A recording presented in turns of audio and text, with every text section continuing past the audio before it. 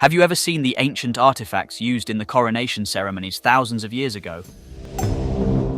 Some artifacts are still possessed by some queens or kings that were used in the coronation of ancient kings. They have been serving kings for decades. Very recently, Charles III also used them. Do you want to know more about them? Let's find out. Welcome to the Ancient Talks, a channel where we explain and try to make sense of some of the most bizarre and mysterious objects and phenomena scientists and archaeologists cannot explain about. We bring out some of the unexplained mysteries to find out whether they are myths or realities. This journey will confront us with ancient objects and artifacts that mark a different history and truths than we know. In this video, we will reveal some of the ancient artifacts used in the coronations of ancient kings and queens. We will also discuss some of the most prominent incidents related to them that make them mysterious and unique. Let's get started.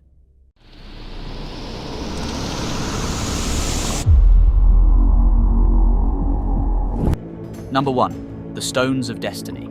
The Stone of Destiny has played a vital role in the crowning of British majesties for many centuries.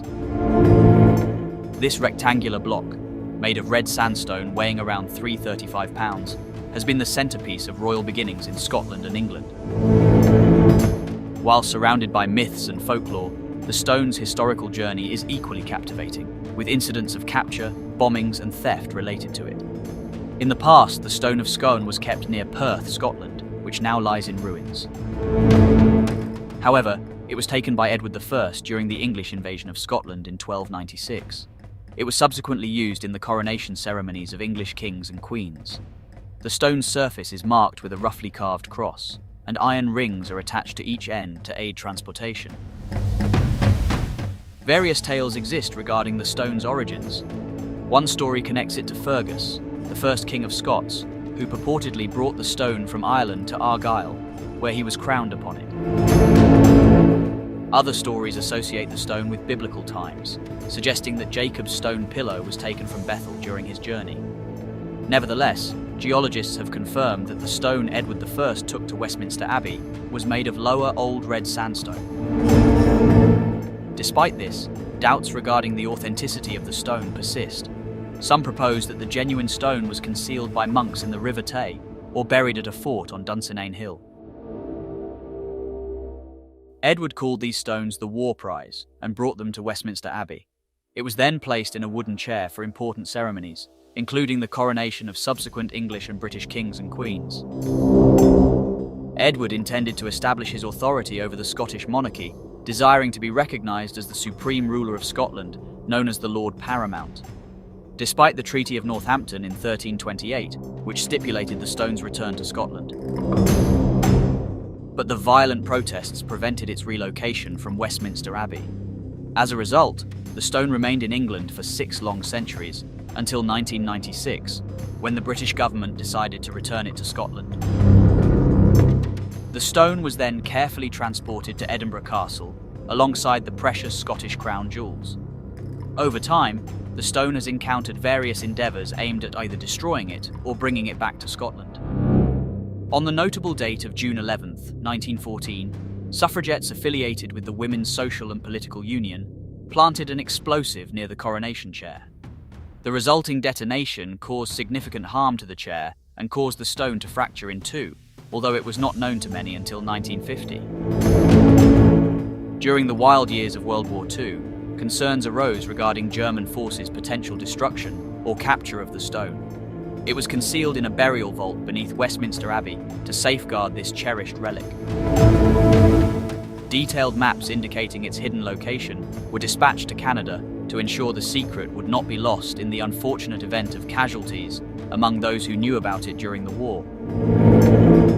However, one of the most remarkable incidents occurred on the memorable day of Christmas in 1950, when 4 spirited Scottish students successfully liberated the stone from its confines within Westminster Abbey.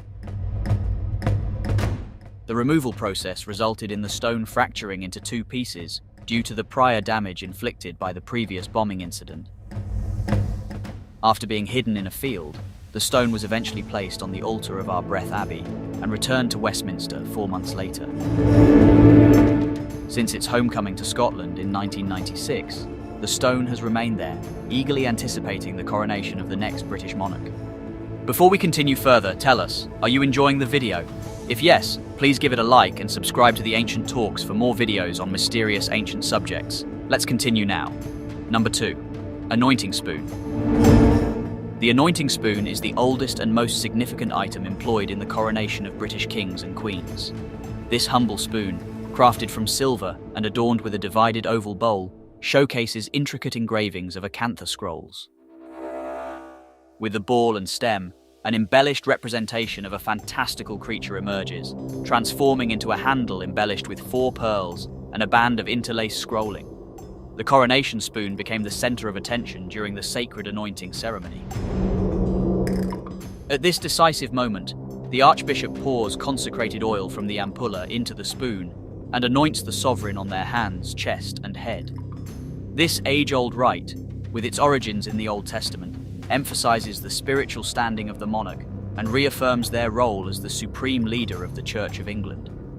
The documented history of the coronation spoon traces back to 1349. It is believed to have originated in the latter part of the 12th century, and its initial purpose might have been to mix water and wine. However, it was not until 1603, during the coronation of James, that the spoon assumed its anointing role in the ceremony. Spoon's journey encountered a disruption in 1649 when the monarchy was abolished, paving the way for establishing the Commonwealth of England. During this period, the new republic disassembled the crown jewels, melted down the regalia, and sold the remaining fragments for financial gain. But the coronation spoon survived. It was acquired for a mere 16 shillings by Clement Kindersley, an official entrusted with the wardrobes of Charles I. With the restoration of the British monarchy in 1661, Kindersley returned the coronation spoon to the newly crowned Charles II. Since then, the spoon has played an integral part in the coronation ceremonies of English monarchs. Although its divinity is no longer emphasized, it bears significant religious importance as the head of the Church of England. Number 3. The Sword of Mercy. Cortana, recognized as the Sword of Mercy, has long played a crucial role in the coronation of British monarchs as one of the precious crown jewels of the United Kingdom. Its squared and blunt end is a powerful reminder of the monarch's commitment to displaying mercy. The sword's blade showcases a detailed running wolf mark and measures 38 inches long. The sword's hilt, crafted from gilt iron, is wrapped with wire and boasts a wooden grip. It is accompanied by a leather sheath adorned with gold embroidery. The history of Cortana carries an air of mystery, with theories tracing its origins to the possibly fictional sword of Tristan, or the real-life figure Edward the Confessor. It first appeared in records of Queen Eleanor Provence's coronation in 1236. There is speculation that this medieval sword might have been part of the regalia belonging to the earlier Angevin dynasty. The sword, later named Cortana, could be the same weapon employed by Tristan in his legendary encounter with the colossal Moorholt. The actual age of the sword remains a debate among historians, with some attributing it to Edward the Confessor and others suggesting it was crafted by Henry II for his son in 1177. Regardless of its origin, Cortana has occupied a prominent position in the British coronation ceremony for centuries. Number 4. The Coronation Chair. The coronation chair has witnessed the anointing of countless monarchs for over 7 centuries. The tale commences in 1296, when King Edward I seized the Stone of Destiny from Scone Abbey. To protect this cherished relic, he commissioned the renowned carpenter Walter of Durham to create the now famed coronation chair between 1297 and 1300. Originally adorned with gilding and coloured glass, the chair evolved into a symbol of authority, making its initial confirmed appearance during the coronation of Henry IV in 1399.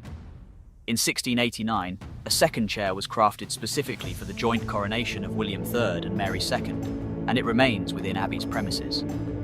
Over time, the chair has endured diverse instances of mistreatment. During the 18th century, tourists and choir boys etched their names into the wood, while souvenir seekers inflicted considerable damage upon the corner posts.